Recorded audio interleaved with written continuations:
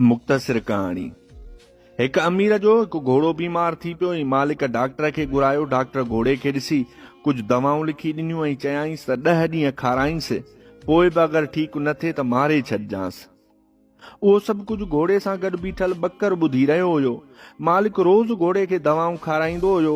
Bakr रोज़ घोड़े खे चवंदो हुयो त ॿेली हिमत कर, पंहिंजे पेरनि ते बीहो न त मरी वेंदे। पर घोड़े हिमत न कई। आख़िरी ॾींहुं आयो, मालिक आसरो पले ज़हर वठण हलियो वियो। ॿकरो आख़िरी भेरो घोड़े वटि आयो, चयाईंसि हिमत कर, उथी पेरनि ते बीहो न त मारिजी वेंदे। मालिक ज़हर वठण वियो अथई। घोड़ो हिमत करे उथियो ऐं हलण फिरण शुरू थी वियो।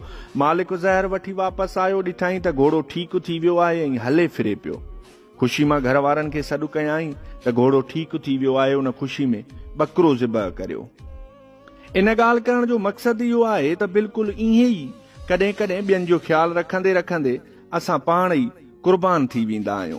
जिन जी तरबियत कंदा आहियूं, पछाड़ी जो उहे साॻिया ई माण्हू असांखे ऐबदार चई छॾे वेंदा आहिनि।